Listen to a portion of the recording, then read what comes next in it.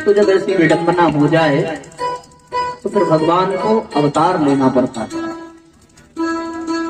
और वो परमात्मा हर बार आवश्यकता के अनुसार अवतार लेता है। रावण ने मर्यादा को भंग किया किसी की पत्नी की हरण करके, तो मर्यादा के भंग करने वाले को सबक सिखाने के लिए मर्यादा पुरुषोत्तम बन करके आना पड़ा। उसने यज्ञ आदि को बंद करा दिया था, ऋषियों महर्षियों का जीना दूभर कर दिया था, मर्यादा को नष्ट किया था। ब्राह्मणों के मर्यादा का ब्राह्मण था रावण, कुलच्छ ऋषि का वंशज, ब्राह्मण होते हुए भी ब्राह्मणों के मर्यादा को नष्ट करता है। तो फिर उसको मर्यादा सिखाने के लिए मर्यादा पुरुषोत्तम के रूप में भगवान को आना पड़ा। कृष्ण के समय में तो मर्यादा जैसी कोई चीज रह नहीं गई। चारों तरफ पाखंड, छल, छद्म, छलावा, दुष्टता, नीचता, अधर्म, कोई सीमा नहीं रह गई। तो फिर लोहे को लोहे से काटने के लिए भगवान को भी षड्यंत्र में शामिल होना पड़ा और 16 कलाओं का प्रयोग करना पड़ा महाभारत का सरंजाम जुटाने के लिए। समय आगे बढ़ा और जब समय आगे बढ़ा तो फिर अब यात्रा केवल और केवल 1-2 स्थान तक नहीं रह गई थी, सृष्टि का विकास हो चुका था। तो भगवान को फिर बुद्धावतार के रूप में आना पड़ा और आम्रपाली, अंगुलिमाल जैसे लोगों के भीतर की जीवटता को जगा करके विचार क्रांति अभियान को अंजाम देना पड़ा और उसको माध्यम बना करके सृष्टि के संतुलन को बनाना पड़ा। उसी बुद्धावतार का उत्तरार्ध प्रज्ञावतार के रूप में जो हो चुका है और वो अपना काम, वो चेतना कर रही है, वो परिवर्तन हो रहा है और वो परिवर्तन हम सब महसूस कर सकते हैं, हर पल महसूस कर सकते हैं। उसके एक नहीं अनेकों प्रमाण हैं जिसे उंगलियों पर गिनाया जा सकता है कि वो परिवर्तन कैसे हो रहा है। हर क्षेत्र में परिवर्तन है, किसी एक में नहीं।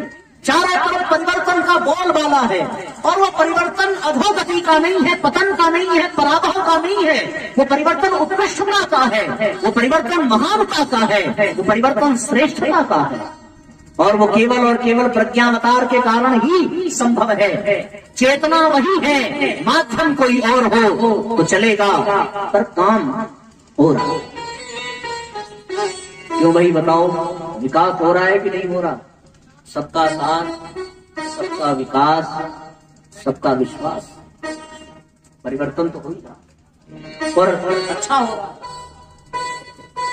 आस्था संकट ही था ना, आस्था संकट बदल रहा है, आस्था मजबूत हो रही है। देश को जगत गुरु होने के लिए एक नई पहचान मिल रही है। इसे बच्चा बच्चा अनुभव कर सकता है। कभी वो स्थान जहां से लोक शिक्षण की धारा बहती थी उसे उपेक्षित किया, खंडित किया, भ्रष्ट करने का प्रयत्न किया। पर साथियों, बात कुछ ऐसी है कि कुछ तो बात है कि हस्ती मिटती नहीं हमारी और परिवर्तन हो रहा है। अब वो फिर से चेतना जग रही है। हर धर्म स्थल पर जाकर के देखो, प्रमाण मिलेगा परिवर्तन का। चेतना जग रही है, उसके सबूत मिल रहे हैं।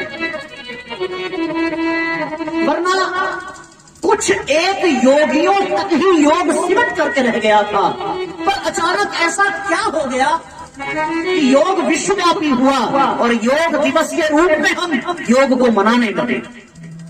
चलो ठीक है, उस गहराई तक अभी हम नहीं पहुंच पा रहे हैं, पर शुरुआत तो हो गई है। जब शुरुआत हो गई है तो लक्ष्य भी मिलेगा। एक बार फिर से योग का परचम लहराएगा, एक बार फिर से ये धरती योगी की होगी और इस दुनिया में योग फैलेगा और हम आध्यात्म की ऊंचाइयों को प्राप्त कर पाएंगे। ये होगा और ये कहने में संकोच नहीं है कि उस पूरे विश्व में योग की चेतना को पहुंचाने का एक बहुत बड़ा आधार, एक बहुत बड़ा माध्यम बनने का सौभाग्य हम सबको मिला, क्योंकि हमारे परिवार का नेतृत्व करने वाले देव संस्कृत विश्वविद्यालय के प्रतिकुलपति आदरणीय डॉक्टर चिन्मय पंड्या को भारत का प्रतिनिधित्व करने का सौभाग्य मिला योग के लिए, और उनके कारण पूरे दुनिया में योग को प्रसारित किया जा रहा है। इसके लिए हम सभी सौभाग्यशाली हैं जो ऐसे दिव्य अवसर के साक्षी बन रहे हैं। और अब भी किसी को परिवर्तन का आभास न हो तो जान लेना कि सोना ही कलयुग है, आंखें मर चुकना ही द्वापर जानो, उठ पड़ना ही त्रेता युग है, चल पड़ना सतयुग पहचानो। अपने पास समय है ना, कितने बजे तक चलना चाहिए? 5 से 8 तो दिया क्यों भाई साहब, समय है अभी, चलने दो ना। 9 बजे तक, अरे तो फिर हम राजा हो गए, मजा। बहुत बहुत धन्यवाद आपको, धन्यवाद। सुनने वालों की भोजन की पूरी सब्जी की व्यवस्था घर पे जाके बनाने का टेंशन नहीं है। अरे तालियां बजाओ भाई, तालियां बजाओ। पता है क्या है कि जो लोग कथा सुन रहे हैं उनके केवल आत्मा की खुराक नहीं मिटेगी, पेट वाली भी मिटेगी। भूख तो नहीं लगी है किसी को? हाँ, आप ये मत कहना कि जबरदस्ती बिठा के रखा है खाने के नाम पर। अरे भैया,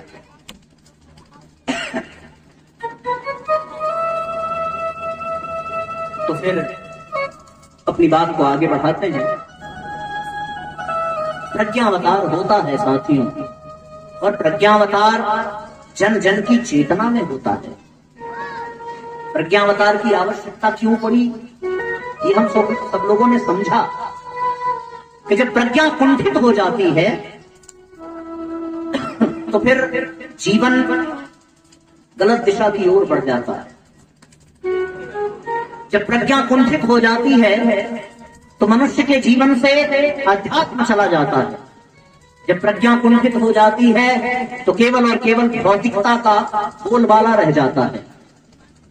जब प्रज्ञा कुंठित हो जाती है तो दृष्टिकोण बदल जाता है। प्रज्ञा जगे तो माँ बाप भगवान नजर आते हैं, और प्रज्ञा कुंठित हो जाए तो माँ बाप पैसा पैदा करने की मशीन नजर आती। प्रज्ञा जगे तो वृक्ष देवता बन जाते हैं, प्रज्ञा कुंठित हो जाए तो वृक्ष हमारे भोजन का, हमारी सुविधा का, हमारे फर्नीचर का माध्यम बन जाते हैं। प्रज्ञा जगे तो ये नदियां माता हैं, और प्रज्ञा कुंठित हो जाए तो ये नदी का हम दोहन करने लगते हैं। प्रज्ञा जगे तो गौ माता बन जाती है, प्रज्ञा कुंठित हो जाए तो गौ पशु बन जाती है। प्रज्ञा कुंठित हो तो वृद्धाश्रम खुलते हैं, और प्रज्ञा जगे तो आश्रम खुलते हैं। ये बहुत बड़ा अंतर है।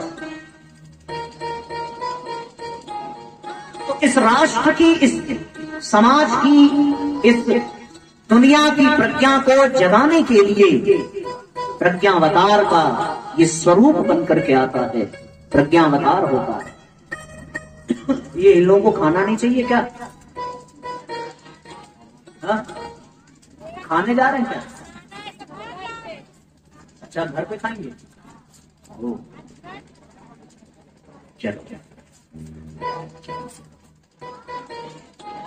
तो साथियों, प्रज्ञावतार का क्रम पूरा हुआ।